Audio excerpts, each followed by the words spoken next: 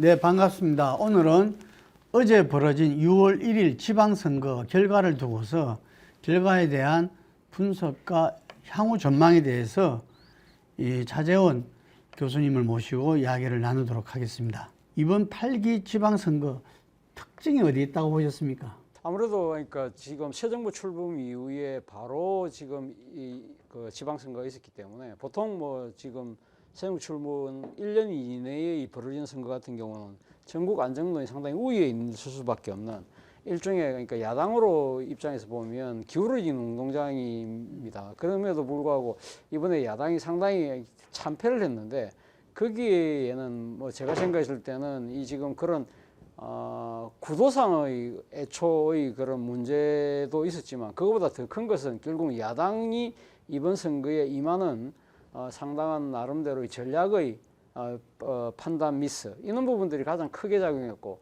또 하나는 그런 야당의 그런 전략 판단의 미스에 대해서 유권자들이 준엄한 심판을 내린 것이 아닐까라는 생각이 듭니다. 결과적으로 보면 또 경기도지사를 이 민주당 김동연 후보가 네. 역전시키면서 네.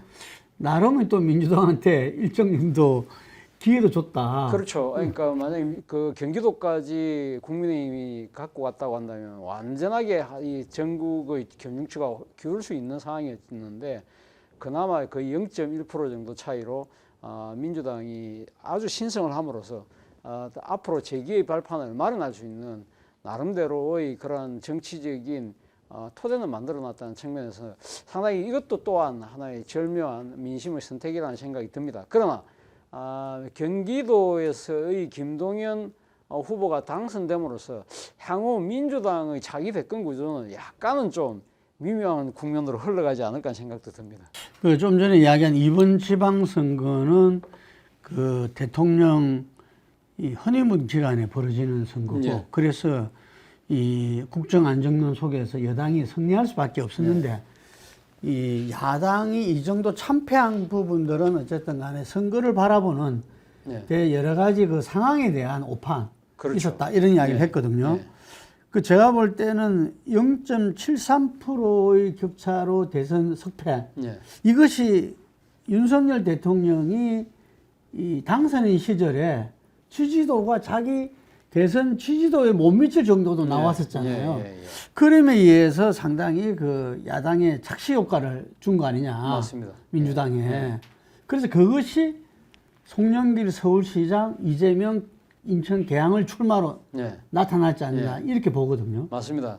제 생각에는 이번 그러니까 말씀하신 것처럼 지난 대선이 0.73%의 아주 박빙의 차이로 석패를 했기 때문에 그 과정에서 그 이후에 민주당 내에서 논의가 졌지만 잘 싸웠다. 거기다가 이 윤석열 행정부가 출범하기 이전에 대통령 직무실 이전과 관련된 여러 가지 불통 논란들 뭐 그런 것 때문에 상당히 윤석열 당선인의 지지율이 상당히 하락하자.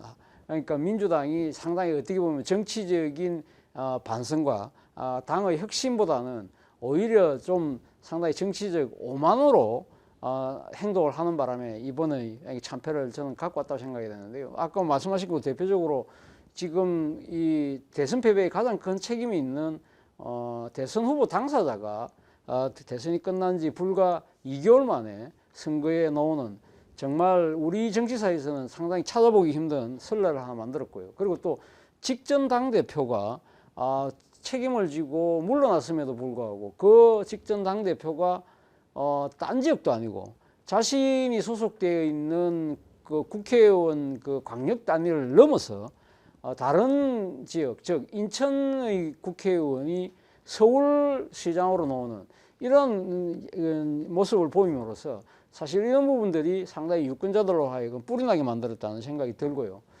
그리고 또 한편으로는 민주당이 이런 그러니까 후보들 그러니까 이 책임을 져야 될 사람이 책임을 안 졌다는 부분도 있지만 또 하나는 사실은 어떻게 보면 당내 강경파들에게 당의 여러 가지 그러니까 지금 뭐 이 노선이나 행태가 상당히 휘둘린 측면이 있다. 그 대표적인 사례가 바로 검수완박, 검찰 수사권 완전 박탈이라는 이러한 그 이 입법 드라이브를 정권 이양 전에 무조건 달성해야 된다는 일종의 뭐랄까요 계획에 대한 집착, 원칙에 대한 집착 때문에 상당히 민심을 위반하는 상황에서 특히 절차적 정당성을 허무는 대표적인 사례가 이거 꼼수 탈당과 같은 그러한 소동을 빚으면서까지 이 민심을 위반하게 만드는 스스로의 그러한 행동들이 저는 결국 민주당에게 아주 엄중한 해초리로 돌아온 것이 아닐까 생각이 듭니다. 우리가 보통 뭐를 분명히 객관적으로 판단할 수 있음에도 불구하고 다르게 갔을 때 뭐가 좀 씨 있다 이런 말을 많이 하잖아요. 저는 이제 그 송영길 그 전 당대표가 서울시장 출마할 때 이 평상시에 상당히 그 합리적인 이런 판단을 해온 정치인인데 금방 이야기한 인천 계양을에서 5선을 했거든요. 네, 5선. 인천시장까지 했고 인천의 어떤 시민들의 어떤 그 사랑을 듬뿍 받아왔던 거죠. 그런데 이 서울시장 출마라는 뭐 그 정치판에서는 더더욱 뭐 있을 수도 있죠. 있는데 가정을 안 밟았다는 거죠. 그렇죠. 그 가정을 예를 들면은 계양을 주민들이라든지 또 인천 시민 전체에서 본인한테 받는 인천의 맹주다 이런 말도 있었잖아요.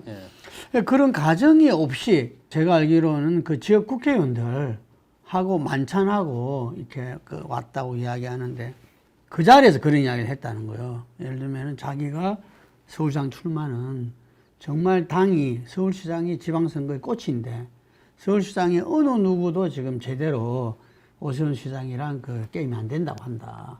그렇기 때문에 본인이 나서서 호남표를 총결집시킬 수 있으니까 예를 들면은 시의원이라든지 구청장이라든지 이런 데서 요구가 크다.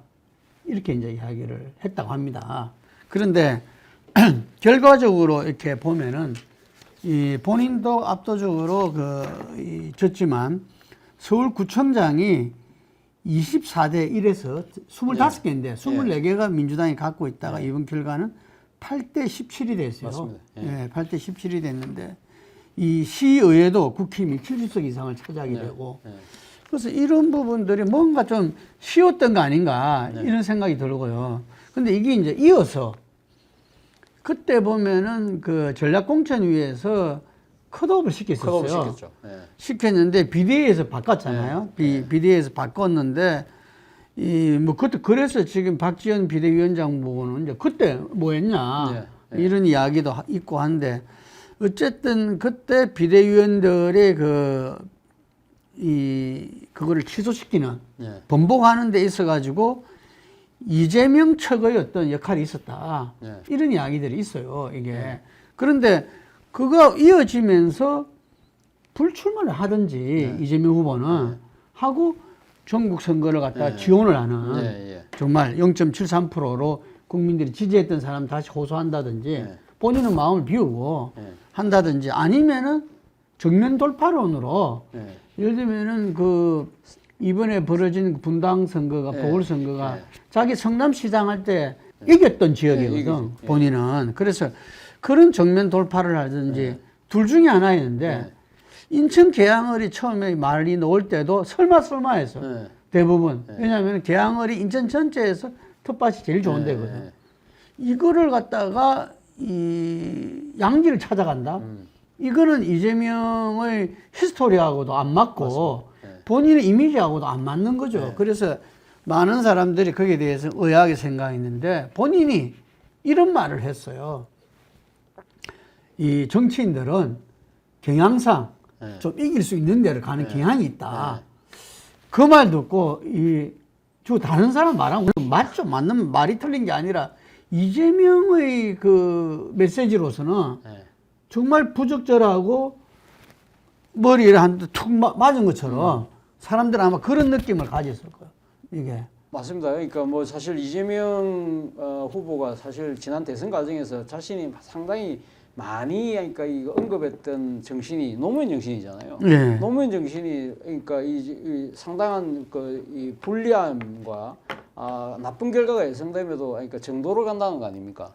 그렇기 때문에 노무현 전 대통령이 부산에 몇 번 떨어지면서까지 바보 노무현 소리 들으면서까지 정도로 갔기 때문에 그러한 그 결과가 결국은 노무현 정권의 탄생으로 이어졌던 측면이 분명히 있는데 방금 말씀하신 것처럼 뭐 이 정치인들은 경향상 아무래도 좀 유리한 쪽으로 간다는 그 자체가 본인이 이야기했던 거하고는 좀 부합되지 않는 것이고 앞서 말씀하신 것처럼 결국 그러니까 송영길 후보는 자기의 희생과 헌신을 통해서 나름대로의 지방선거의 그 승리의 마중물이 되겠다고 했지만 결과적으로는 말씀하신 것처럼 자신이 지난 대선 과정에서 86 용태론을 이야기하면서 개항에서 불출마 선언을 했지 않습니까? 결국은 그 정권이 만들어지지 않은 상황에서 자신의 진로가 막혔기 때문에 그 진로를 뚫기 위해서 일종의 정치적 먹튀를 했다는 그러한 반박 논리가 성립될 수밖에 없는 상황이고 그리고 앞서 말씀하신 것처럼 그 송영길 후보가 서울시장에 도전할 때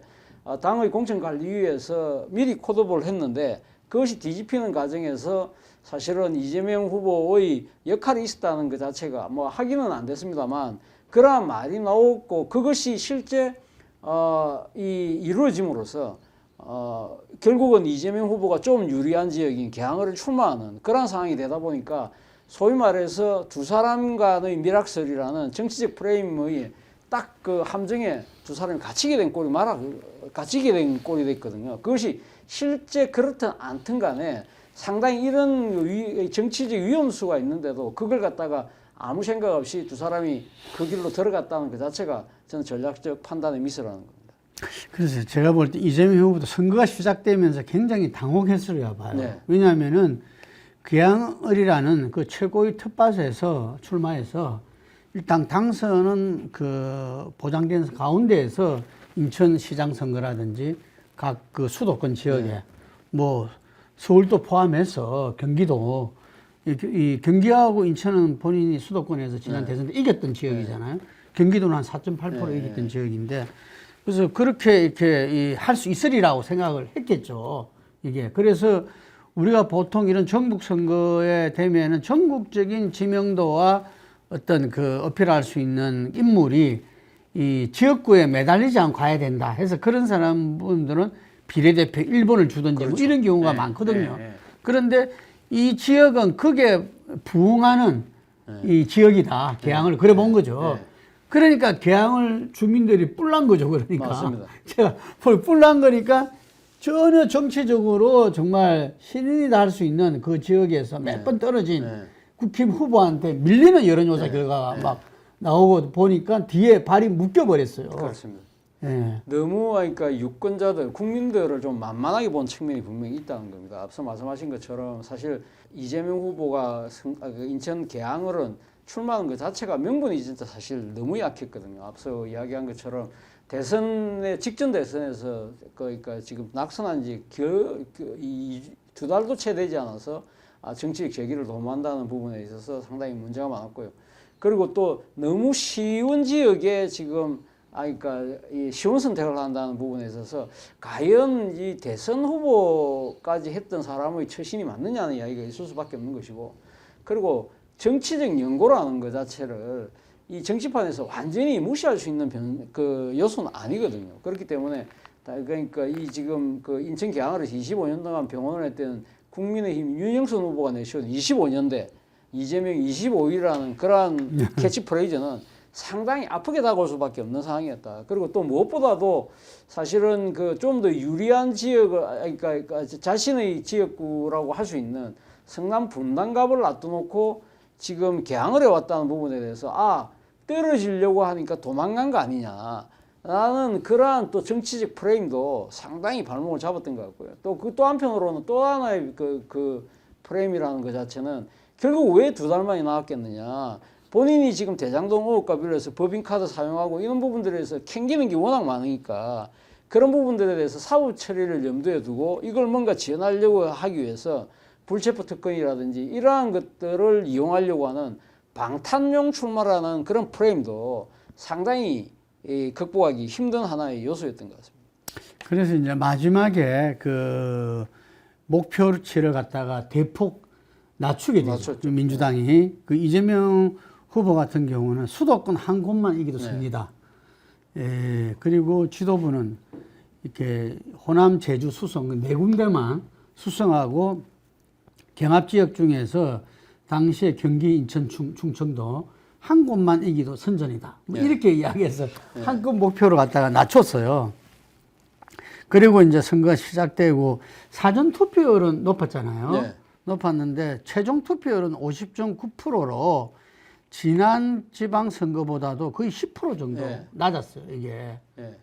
저는 사실은 뭐 사전 투표율이 그러니까 역대 최고라고 하지만 그 의미는 저는 별로 없다고 봤습니다. 예. 왜냐하면 사전 투표가 2014년도 시작됐기 때문에 상당히 이제는 익숙하고 편리하잖아요. 그렇기 예. 때문에 계속적으로 사전 투표율은 증가할 수밖에 없다는 것이죠. 그러니까 사실은 이 사전 투표 하시든 그 이번에 하신 분들은 어차피 본 투표를 할 수밖에 없는 그는 좀 더 편리하기 때문에 분산 효과에 의해서 착시가 생긴 것이지 그것이 그러니까 지금 전체 투표를 끌어올리기 위해서 사전 투표가 마중물처럼 올라간 건 아니다. 오히려 어떻게 보면 이 그동안의 자의정가분보다도 좀 모자란다는 측면에서 저는 본투표율이 그렇게 높지 않을 거라고 봤고요. 또 한편으로는 본투표율이 또 낮은 이유가 우리가 아까 이야기했던 대로 지금 대통령 선거 끝난 지 바로 직후에 벌어지는 선거라서 사람들 입장에서는 선거에 대한 피로감도 분명히 있고요. 그리고 또 한편으로는 상당히 구도 자체가 한쪽으로 기울어져 있다는 측면이 분명히 있기 때문에 상당히 그러니까 뭐 이 지금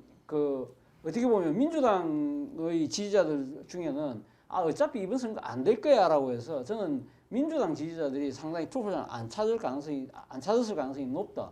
또 한편으로는 대선 영장전이라는 그러한 측면들 때문에 상당히 지방선거가 갖고 있는 고유의 특색인 풋뿌리 민주주의에 의한 생활정치, 민생정치보다는 상당히 중앙의 권력을 둘러싼 헤게모니 싸움이 계속됨으로 따라서 정치적 혐오, 정치적인 불신 이런 것들도 상당히 작용하면서 본투표율이 낮아질 거라는 생각, 낮아질 거라고 미리 생각을 해본 적이 있었습니다. 그런데 그것이 맞더라고요. 네.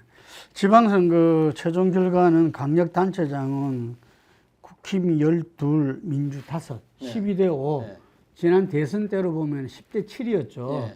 예, 대선 때 그 양 후보 윤석열과 이제 이긴 이 지역으로 보면 10대 7이었는데 국힘이 12하고 민주가 그 5가 됐습니다. 네. 예. 그 13대 4까지도 이 개표 종반까지 갔는데 네. 막판에 경기도에서 그렇죠. 역전하면서 12대 5가 됐습니다. 어쨌든 뭐 모든 언론에서 어쨌든 참패다. 참패죠. 예, 규정 짓는데 저는 경기도도 사실은 뭐 저는 사실상 국민의힘이 다 이긴 것이 아닐까 하는 생각이 들고요. 경기도에서 김은혜 후보가 아슬아슬하게 진 것은 결국은 제가 봤을 때는 민주당이 잘했다기보다는 김은혜 후보의 결정적인 자책골이 아닐까 하는 생각이 듭니다. 뭐 아시다시피 김은혜 의원이 이 선거 초반에 맨 처음 불거졌던 의혹이 논란이 그거잖아요. 경기맘.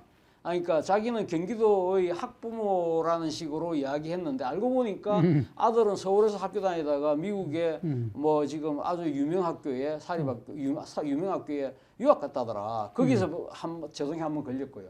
그러면서 아마 지지율이 좀 까먹었을 겁니다. 그리고 두 번째 걸린 것이 KT에서 지금 부정 채용과 관련해서 자신 지인의 자녀를 추천했는데 자기는 그냥 뭐 한번 이 규정대로 보고 안 되면 규정이 안 맞으면 그냥 탈락시키라고 이야기했다지만 그런 사실 자체가 그러니까 그렇기 때문에 자기는 청탁이 아니라고 하지만 일반 국민들 입장에서는 그렇게 말해줄 수 있는 사람이 있는 거 없는 거 하는 거 땅 차이인데. 김승태 의원 판결문에 그렇죠.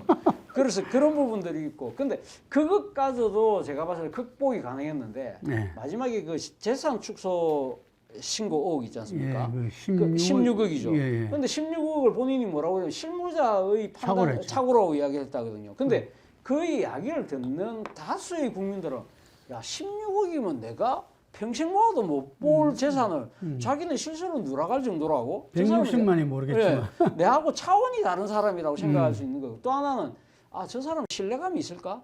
그리고 실제 재산 축소와 관련된 부분은 그러니까 선거 공보물과 차이가 있기 때문에 그 본투표 날 이 지금 투표소 기표소에 거기에 벽보가 붙었어요. 예. 그러면 경기도 유권자들 입장에서 투표할 때 그걸 본단 말입니다. 그러면서 뭘 생각하겠습니까? 이 후보는 거짓말쟁이 아닐까라고 생각할 수 있다는 거죠. 그 표가 지금 이번에 차이가 난 표가 한 0.1% 정도 차이 나는데 그 이상이 되지 않았을까? 저는 그런 생각이 듭니다. 그렇기 때문에 만약에 그런 악재들은 없었다고 한다면 저는 김은혜 후보가 무난히 이기는 판이었다. 그렇다고 한다면 민주당 입장에서는 이거는 뭐 이재명의 공이다, 김동연의 공이라고 이야기할 수 있는 상황은 아니라는 것이죠. 그런데 이제 어쨌든 김동연 후보가 이 지난 대선에 출마했지만 네. 이 본격적인 선거전은 뭐 처음이라고 처음입니다. 할 수 있잖아요. 또 정당 소속으로 뛴 것도 처음이었고 그런데 그 당선사 사례에서 당의 혁신과 개혁에 역할을 하겠다 네. 이런 이야기를 했어요. 저는 상당히 그 대목을 주목하는데요. 아까 제가 모두의 그 민주당 입장에서는 김동연 후보가 경기도지사가 당선됨으로써 상당히 좀 미묘한 기류가 흐를 거라고 했는데 바로 그 대목입니다. 아마 김동연 후보는 상당히 아마 민주당의 기존의 그 노선이나 방식과는 다른 스탠스를 취할 가능성이 높다. 본인이 지난번 새로운 물결을 만들어서 그 외쳤던 것이 제3의 길이지 않습니까? 중도 노선.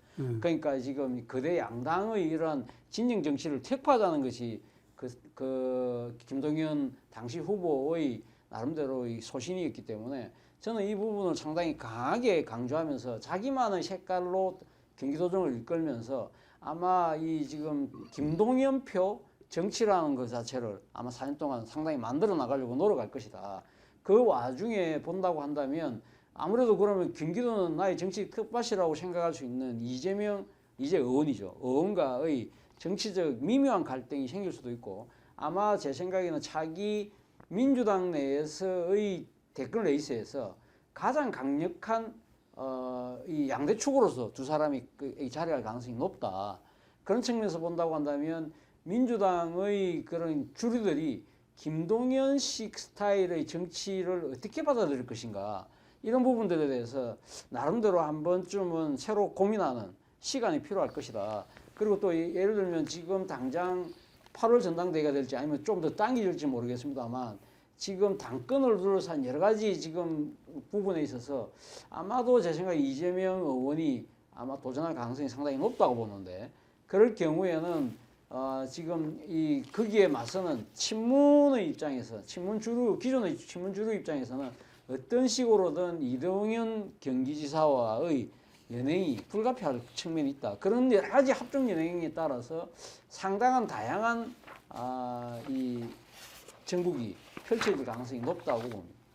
그 재밌는 거는 이제 민주당에서 김동연이라는 어떤 이 대선 카드가 등장했잖아요. 만약에 그렇죠. 낙선됐으면은 뭐 그렇죠. 그건 소멸되는 건데. 그렇죠. 소멸되는 거고 뭐 언제 다시 그 될지 모르는데 어쨌든 이 역전시키면 0.15% 예, 1.5%입니까? 1.5%입니까? 하여간에 0.73보다도 더 낮은 낮아요. 표차로 어쨌든 이겼는데 그 혁신과 개혁에 자기 역할을 하겠다. 이게 강력단체장도 제가 알기로는 그 전당대회도 출마할 수 있고 출마할 수 있습니다. 다 상관없잖아요.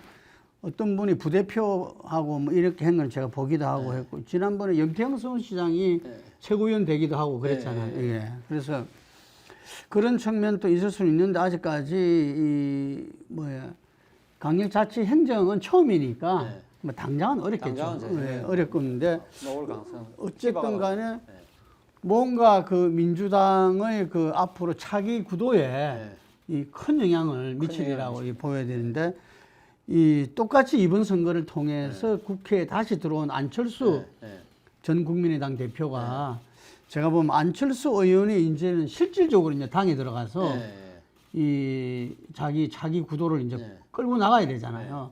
이게 그래서 여야가 새로운 사람들이 이 당에 들어와서 역할을 하게 되는데 그것도 뭐 이후에 이 어떤 변화가 있을지. 그렇죠. 뭐 저는 안철수의 등장 자체가 아마 지금 여권 내의 차기 구도에도 적지 않은 영향을 줄 것이지만 그럼에도 불구하고 안철수 의원도 상당히 나름대로는 좀 정치적 운신의 한계가 좀 불가피하다는 생각이 듭니다. 왜냐하면 우리가 이야기했다시피 경기도지사를 국민의힘이 놓침으로써 본인이 사실은 분당갑에 출마하면서의 명분 자체가 나의 승리가 아니라 경기도의 승리를 내가 견인하겠다는 부분이었는데 그걸 결과적으로 지금 못하는 측면이 있잖아요. 그렇다고 하면 지금 대중정치인 안철수의 한계가 나름대로 지금 드러났다. 그런 측면에서 본다고 한다면 사실 이번에 만약에 경기도의 승리를 갖고 왔다고 한다면 김은혜 후보 못지않게 안철수라는 그러니까 이 정치인의 등장에 대해서 아마 국민의힘이 적지 않게 긴장하고 나름대로 거기에 따른 또 이 세가 만들어질 가능성이 쉽게 형성될 수 있었는데 아무튼 이번에 그러니까 지금 경기도지사를 놓치는 바람에 안철수의 파워, 안철수의 정치적 역할 이런 데 대해서 회의감도 동시에 생길 수밖에 없다는 생각이 듭니다. 네, 그렇겠습니다. 그게 이 민주당으로서는 한번 국민들의 그나마 기회를 갖다 준 측면이고, 김동연 후보로서는 대선 가도에 할 수 있는 그런 이 역할을 준 거지만, 안철수 의원으로 봤을 때는 네.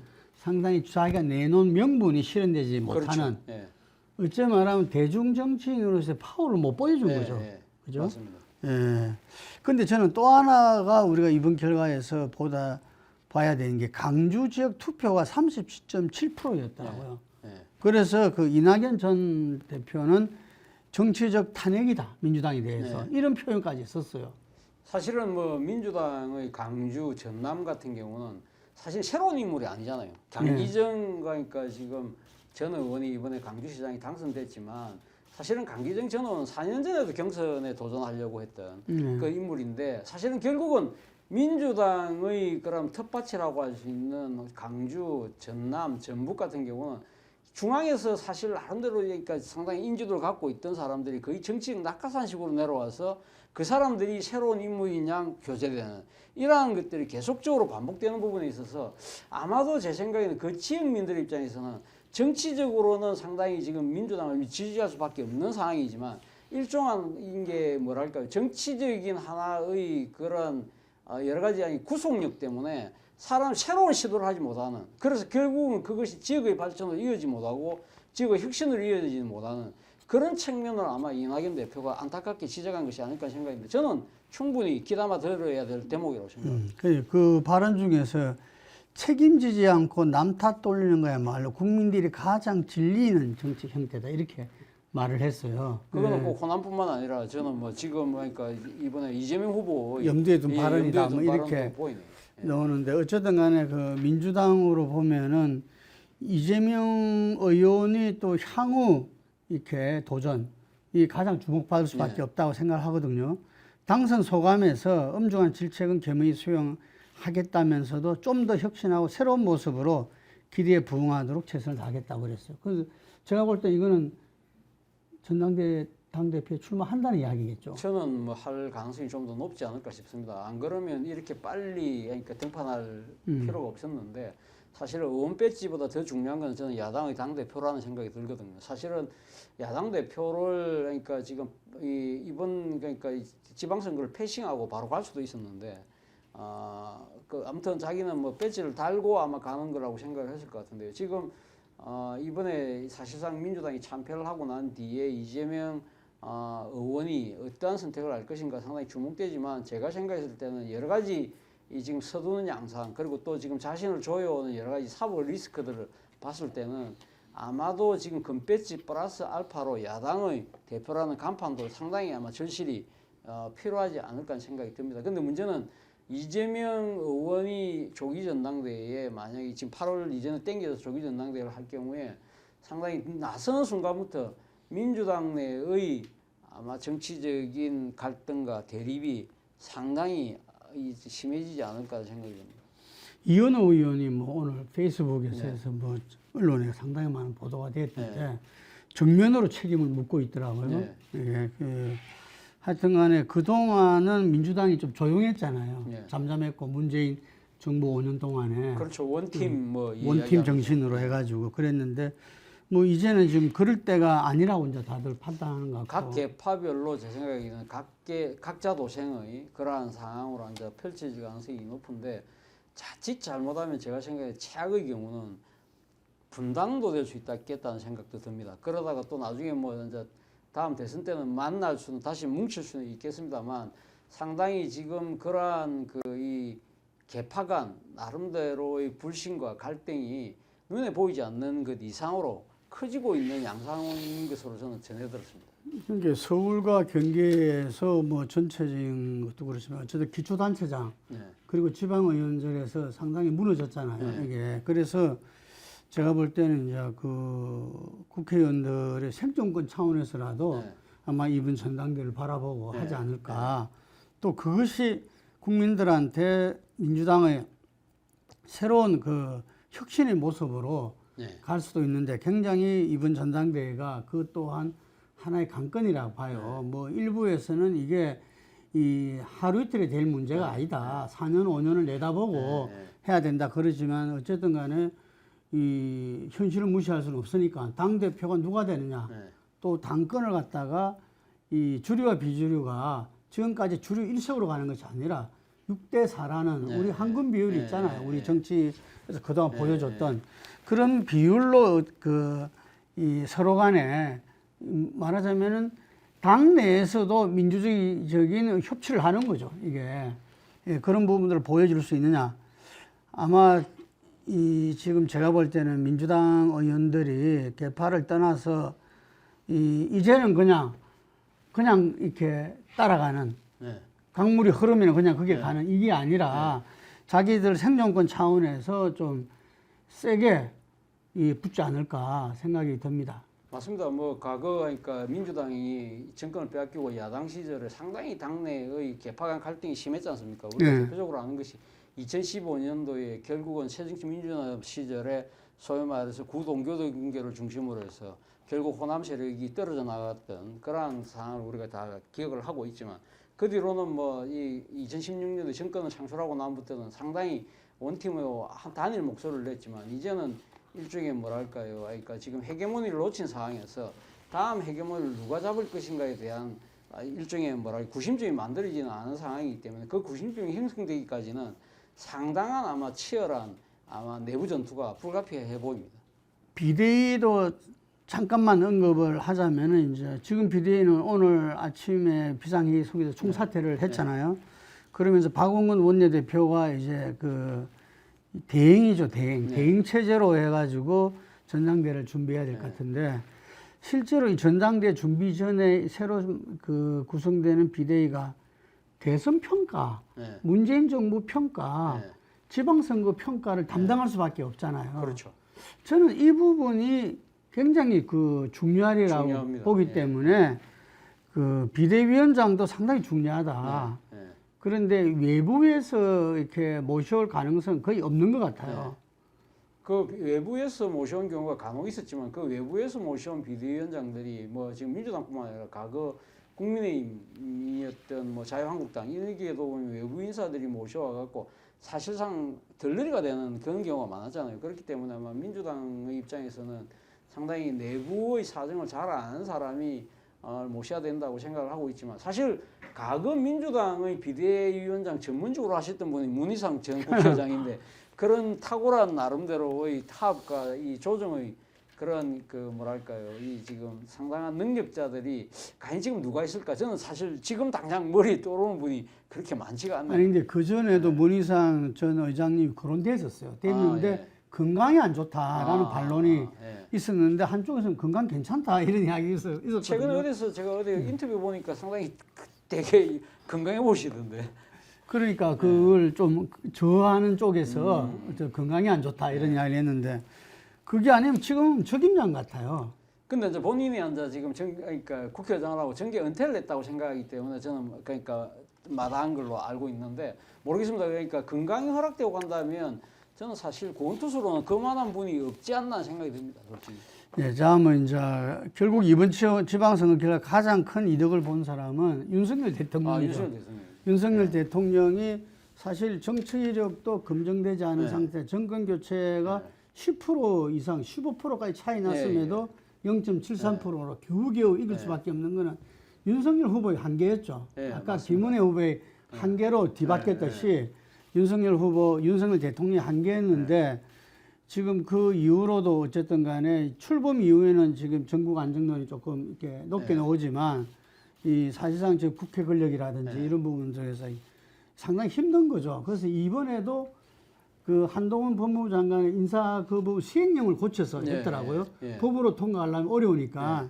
근데 이번에 큰 동력을 좀 얻게 된 것 같은데. 저는 동력을 얻었는데 사실은 이번에 아까 제가 이번 이 결과에 대해서 민주당의 실책이 가장 크다고 했지만 그거 못지않게 저는 상당히 이번 또 이 승리를 좌지우지한 것 중에 가장 중요한 요소, 그 다음으로 중요한 요소가 저는 윤석열 대통령이 보여준 일종의 정치력이라고 생각합니다. 뭐 아시다시피 사실 그 당선되고 난 직후에 그 청와대를 나와서 집무실을 용산으로 이전하겠다고 했을 때 많은 국민들이 정말 좀 어이없어하고 안보상 위기 뭐 문제 이런 부분들 때문에 비용의 문제 이런 거기 때문에 상당히 비판이 많았음에도 불구하고 무조건 내서 흥침 5월 10일까지 할 수 있도록 준비해 이렇게 밀어붙이는 부분에 있어서 상당히 불통이다 그런 논란이 있었지 않습니까? 그리고 또 사실은 또 자기 그 첫 내각을 조각하면서 보여줬던 상당히 편중된 모습들 그런 부분들에서 상당히 점수를 많이 잃었죠. 그래서 당선자실이 40%대까지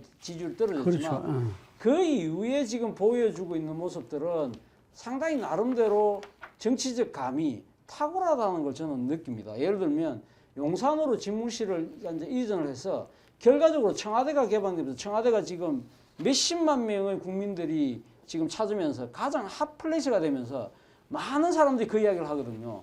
그러면서 이 청와대를 국민에 돌려줬다. 이거 윤석열이 덕이지. 이라는 부분도 있고 또 하나는 용산 집무실로 옮기고 난 뒤에 본인이 출퇴근하면서 기자들하고 일문일답을 하지 않습니까?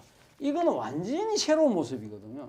이런 부분들이 상당히 사람들에게 신선하게 다가가는 것 같아요. 그래서 애초에 그 불통 논란이 어느 순간 소통으로 싹 바뀌었고 그리고 청와대를 국민에게 돌려줬다는 것 자체가 상당히 비판해서 박수를 받는 일로 바뀌고 있다. 그리고 또 하나는 아까 이 인사 부분에서 편중에 대해서의 통합과 협치가 상당히 부족했다고 이야기했지만 그 인사를 제외한 예를 들면 지난 5.18 강주민주화항 때 나 5년 내내 강주 가겠다고 하면서 본인 혼자 간 것이 아니라 국민의힘 의원 전원을 데리고 가서 특별 열차까지 타고 가서 그리고 임을 위한 행진곡을 합창이 아니라 재창을 하면서 본인이 앞장서서 부르는 그런 모습들이 상당히 신선하게 비친다. 그리고 또 인사에 있어서도 편중됐다는 논란이 있자마자 낙마했던 장관 2명에 대한 대체 카드로 어쨌든 논란이 있든 어떤 여성을 발탁하면서 아주 눈이 번쩍 떠 있다는 식으로 이야기하면서 나는 모르고 아니다. 나는 국민들의 비판을 수용하는 모습을 보여주는 그런 모습들이 상당히 국민들한테는 신선하게 보이면서 저 사람의 정치력이 탁월하구나 하고 비친 측면이 있다. 그리고 또 추경을 지난 일요일 날 5월 29일 날 통과시키지 않습니까? 그것도 상당히 이 여야가 상당히 힘든 상황에서 5월 29일 날 전반기 국회의장단 마지막 임기 날 때 그걸 통과를 시킴으로써 상당히 나름대로는 윤석열 정부가 그래도 그 압도적인 여소야대 속에서도 국정을 제대로 해나가네? 라는 인식을 준 것 자체가 저는 아무래도 그러니까 이 지금 안정론을 흔쾌히 찍을 수 있게 만든 하나의 동인이었다는 생각이 듭니다. 이 국정 안정론에 그 힘을 준 거죠. 금방 말씀하신 대로 여러 정치 행태에서 기존의 어떤 대통령과는 다른 모습. 전혀 다른 모습. 대통령이 그 선거 때는 전부 다 문재인 대통령도 뭐 매주 한 번씩 자기가 맞습니다. 기자 브리핑을 직접 하겠다 했는데 그 이후로는 뭐 박근혜하고 비슷한 수준의 그렇습니다. 어떤 기자회견을 하고 이랬는데 거기에 대한 어떤 실망한 부분들이 있는데 금방 이야기하듯이 출근할 때마다 물어보고 답하고 하는 우리나라에서는 있지 않는 정말 신선한 느낌으로 국민들이 바라보고 있는 거예요. 그렇고 그리고 금방 이야기한 대로 그 용산 집무실 이전이 그 청와대 개방이라는 효과가 정해지면서 지금 뭐 예약이 꽉 차 있답니다. 이게 그렇고 그리고 이 장관인설에 독선적이다, 뭐 서운합니다, 비판이 많았잖아요. 그런데 어쨌든 그 국회의장 만찬단에서 또 미국 그 기자 질문에서 여성의 참여가 부족하다는 부분 속에서 바로 그것을 그러면서 어쨌든 이 좀 아주 유연한 부분 그리고 자기의 어떤 잘못이나 이런 부분들 인정하는 부분 이런 부분에서 상당히 그 한번 기대해 보자. 이 본래 처음에는 지지에는 기대치가 많이 포함되어 있잖아요. 맞습니다. 이게 그래서 그거는 여야를 떠나서 대통령제에서 대통령이 어떻게 하느냐가 국민들의 어떤 삶에 직결되기 때문에 저는 그 기대치는 높아질 수밖에 없었고 그것이 이제 국회 관계가 중요한 건데 이제 그 지방선거 압승으로 인해서 큰 동력을 받았다. 근데 과연 이제 그렇다 하더라도 민주당이 아까 말한 대로 어떻게 혁신할 것이냐, 여야 관계를 어떻게 할 거냐도 중요하지만 그걸 또 어떻게 풀어내느냐는 또 윤석열 대통령 몫이죠. 예. 국민의힘에서는 이번에 뭐 누가 다 알다시피 오세훈 서울시장이 예. 무려 4선을 한 거죠, 이제. 예. 이 오세훈 시장은 서울시정도 중요하지만 이제는 이제 본격적으로 대선 가도에 나서야 되는 거고, 홍준표 대구시장 당선자도 본인이 말이야기하면서는 하방한다 그랬거든요. 네. 하방. 네. 지방으로 이렇게 네. 하방해서 대구시장을 하겠지만, 지난번 경남지사 할 때는 상당히 부정적인 평가도 많았어요. 그래서 이번에는 과연 TK의 어떤 이 리더로서 자리를 차지할 수 있는가, 이게 좀 주목된다 하겠습니다. 일단 오세훈 시장 같은 경우는 사실 4번의 지금 그 당선이긴 합니다만, 사실 그 앞서의 3번 시정 중에서 2번은 사실은 이 압도적인 여소야대의 그런 시정이었기 때문에 본인의 그러니까 비전을 갖고 시정을 이끌어가기가 상당히 쉽지 않았다. 그래서 결국은 2011년도에 무상급식 문제로 중도에 사퇴했고, 작년에 그 보궐선거에 되긴 했습니다만 거의 뭐 지금 그 시의회를 민주당이 80% 이상 장악하고 있는 상황이었기 때문에 실질적으로 오세훈표 시정을 보이지를 못했거든요. 그렇기 때문에 사실 앞으로 4년 자체가 이번에 앞서 말씀하신 것처럼 지금 서울시의회가 한 100명이 좀 넘는데 거의 한 70% 정도를 이번에 지금 국민의힘이 가져갔고, 그리고 또 서울시 그 구청장을 거의 뭐 절반 이상을 갖고 왔기 때문에 충분히 이제는 오세훈표 시정을 만들 수 있다. 그것이 제대로 이 성과를 못 보일 경우에는 오히려 그 정치 독이 될 수는 있습니다만, 그걸 통해서 어쨌든 자신의 성과를 보여준다고 한다면, 과거 2006년도의 그 이명박 서울시장이 청계천을 통해서 대선 후보로 화려하게 등장하는 그러한 사건도, 그러한 모습도 재현될 수 있을 거라는 생각이 들고요.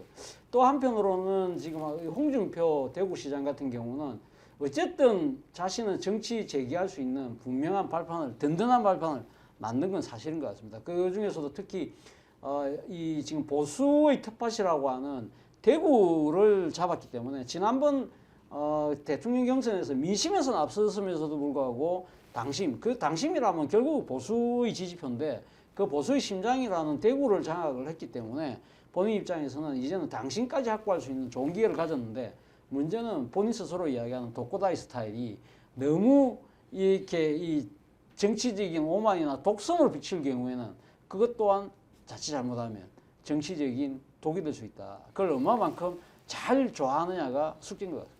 홍준표 이 시장은 원내대표, 당대표, 도지사, 대선 후보 다 했잖아요. 네.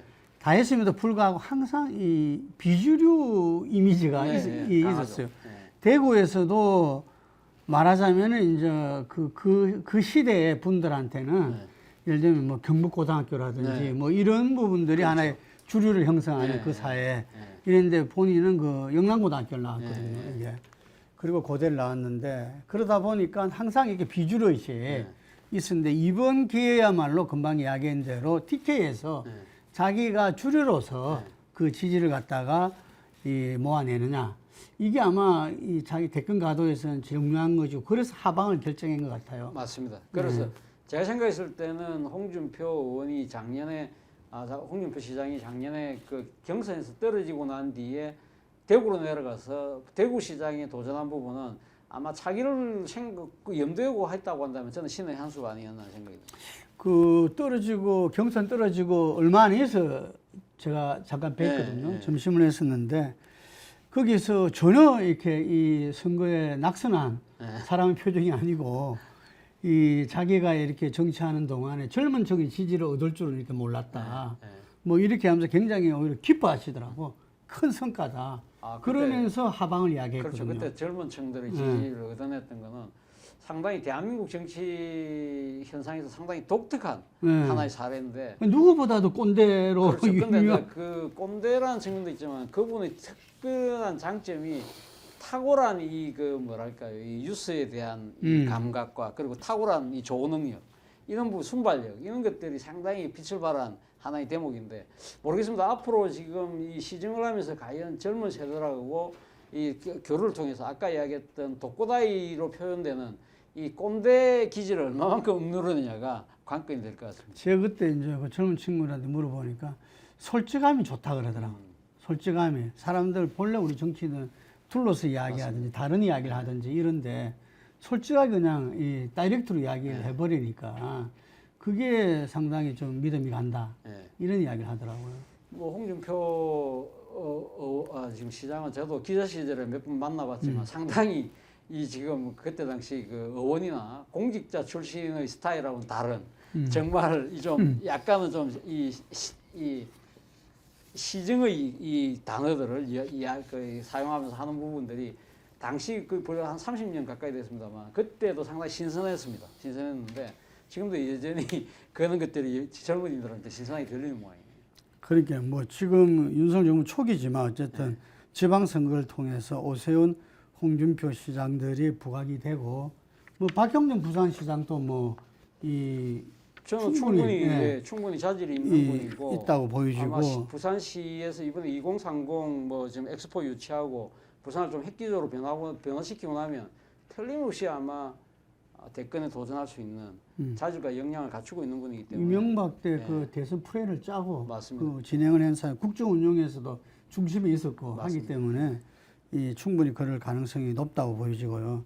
그리고 또 안철수 의원이 어쨌든 당에 들어서 그렇죠. 호랑이를 잡기 위해서 호랑이 네. 그 굴에 들어간다 했는데 그것도 좀 지켜볼 만하죠. 맞습니다. 그 지금 뭐 정치권에 데뷔할 때부터 대선 주자였지 않습니까? 그 지금도 대선 반열이 있기 때문에 결코 무시할 수 없는 변수가 될 거면은 분명합니다. 마지막으로 지금 어쨌든 간에 여야 간에 맞닥뜨릴 당면 과제가 21대 국회 후반기 원구성이잖아요. 네. 지금 국회가 네. 아무도 지금 없는 거죠. 이게 국회의장하고 의장단 네. 또 상임위원장도 다 없는 거잖아요. 지금 딱 한 명 있습니다. 정진석 그 야당목 국회의장이 아. 이번 연말까지 하는 걸로 지금 여야가 합의가 돼 있는데 지금도 근데 제가 알기로는 그것도 한번 다시 선임을 해야 되는 것이 아닐까라는 생각이 들기 때문에 사실상은 지금은 공백 상태인 거죠. 그죠. 공백 상태죠.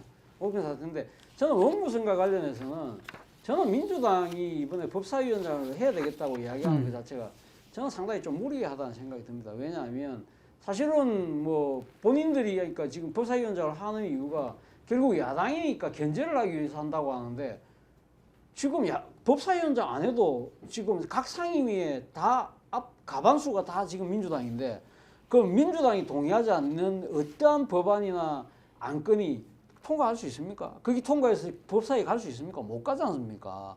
거기서 다 지금 다 견제가 되고 있는데 그게 아니라 자기들이 간 걸 예. 법사위원장의 목리를 버려버리면은 아, 그게 어렵다는 이야기인 거죠. 예. 그럴 수도 있겠죠. 그럴 수도 있는데 근데 국회의장이 있잖아요. 음. 국회의장이 있기 때문에 근데 그 이번에도 봤지만 국회의장들이 아마 민주당 출신이라도 예. 그 자기 출신 정당 입맛 따라 하지 않죠. 국회의장. 아니 그리고 그런데 그렇게 뭐 민주당은 논리를 전개할 수 있지만 자기들이 그러니까 그 2020년 총선 직후에 11대 7로 나눌 때 그 법사위원장을 야당 안 주면서 그 야당 안 받으니까 결국 어떻게 했습니까? 자신들이 독식을 했잖아요. 그때는 독식하면서 그때는 가면 집권 여당이 야당 그러니까 법사위원장 절대 줄 수 없다고 이야기했던 그 논리는 그러면 도대체 뭘로 설명할 수 있을까요? 저는 그런 여러 측면을 따지고 보면 조금 저는 좀 민주당이 무리하다는 생각이 듭니다. 사실 근데 민주당 입장에서는 이번에 그 검수완박법 합의 네. 그 합의를 엎었잖아요. 네. 국민의힘에서 너무도 합의를 엎었기 때문에 네. 우리도 이거 약속을 갖다가 뭐 이런 이야기라서 이 많은 분들이 거기에서부터 문제의 실타래를 풀어야 되지 않나 이런 이야기를 해요. 저도 뭐 근데 저도 사실은 민주당 부분을 이해를 하지만 근데 우리가 아까 이야기했던 대로 지방선거에서 가장 큰 그러니까 지금 이 승부를 가른 요인 중에 하나가 민주당이 독선과 오만이라고 그랬는데 그런 부분들에 있어서 그런 법사위원장을 사실은 법사위원장을 내놓으라 할 게 아니라 법사위원회의 기능을 자구심사 또 이 체계 그러니까 자구와 체계 심사하는 부분은 국회법 개정했잖아요. 아니 아직까지 그게 완전히 개정이 안 됐지 않습니까? 안 됐어요. 아직 안 됐습니다. 그렇기 때문에 여전히 그것 때문에 지금 법사위가 게이트 키핑을 하는 상원 역할을 하고 있기 때문에 합의 다 했었는데. 그게 바뀌지 않습니다. 그렇기 때문에 여전히 그러니까 지금 법사위를 하려고 하는 이유가 법사위가 사실은 그 원래 자신들이 집권당일 때 지금 체계와 그러니까 자구와 체계 심사 부분 따로 떼내겠다고 했는 부분을 빨리 떼내는 게 좋죠. 그렇게만 한다고 한다면 굳이 누가 그걸 맡아야 되고 주장할 이유가 없는 것이거든요. 7월 17일이 제헌절입니다. 예. 그렇기 때문에 그때 국회 본회의를 열어서 지금 후반기 이렇게 그 원구성이 마무리되지 않으면은 아마 국민들 볼 낯이 없겠죠. 그렇죠.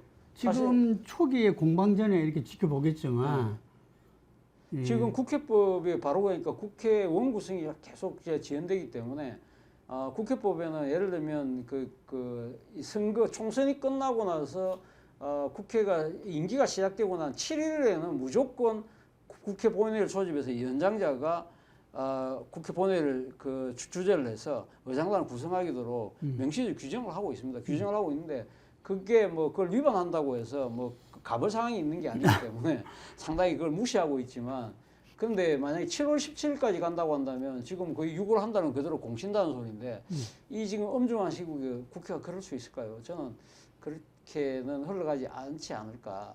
어떤 식으로든 저는 뭐 하여튼 민주당도 나름대로 독선과 오만의 자세를 바꿀 필요도 있지만 그에 못지않게 집권 세력인 국민의힘과 또 이 윤석열 대통령이 국회하고 어떤 식으로든 협치하겠다는 그러한 적극적인 자세를 보이는 것도 문제를 푸는 하나의 실마리가 될 거라는 생각이 듭니다. 윤석열 대통령이 우리 추가 경정 시정 연설을 네. 통해서 이렇게 처칠과 애툴리의 어떤 네. 대연정을 이야기했지 네. 않습니까? 네.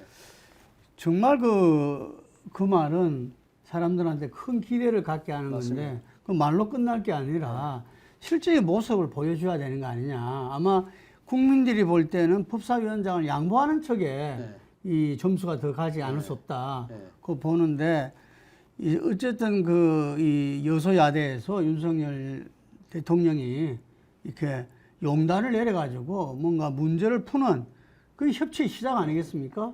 예, 자기들이 계속 고집을 하면은 민주당도 그게 대응해 나가지 않을 수 없는 거고, 뭐 야당 복으로 이 국힘에 그리고 윤석열 지지를 높여주더라도 또 거기 이 제도적으로 이렇게 풀리지 않으면 네. 어쩔 수가 없는 거죠. 맞아요. 민주당도 네. 명분을 줘야 되는 거죠. 네. 그리고 출구를 줘야 되는 거고. 그렇죠. 그런 측면에서 보면 지난 토요일 날인가요? 그러니까 그 추경이 상당히 진통을 겪고 있을 때 당시 윤호중 비대위원장이 윤석열 대통령하고 영수회담을 제의했지 하자, 않습니까? 그랬죠. 근데 사실은 뭐 지금 이런 시대에 영수회담 그 자체가 상당히 어떻게 보면 상김시대의 산유물인데 그런 식의 행태가 아니라 어쨌든 그러니까 그 시기도 촉박하고 추경 문제는 뭐 내가 할 이야기 그러니까 이 국회 협상에서 하라고 이야기하면서 발을 빼긴 했습니다만 언제든지 내가 만나서 이 지금 뭐 야당 지도부하고 소주 한잔 할 수 있다 뭐 그런 식으로 이야기를 했기 때문에 우리가 아까 이야기했던 윤석열 대통령의 신선한 아마 스타일로 본다고 한다면